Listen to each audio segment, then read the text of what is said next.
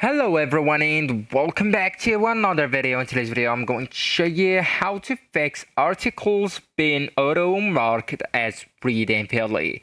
So if your app is auto marking articles as read, it's usually caused by settings, accidental gestures, or third-party integrations. So you will need us first to check the mark as read settings. So on defaultly, you can go with the three lines that showcase the bottom left, as you can see, and then just go with the settings. Okay, so it's the second last option, and right here you will need to go with the second section or option. It says auto mark as read on scroll. Okay, so just go ahead and make sure it's on no. Okay, so if it's yes, go ahead and change it to the no. Right, and also you'll need to adjust the scroll behavior. So on mobile, scrolling through a feed can mark items as read if gesture based marketing is on. Okay,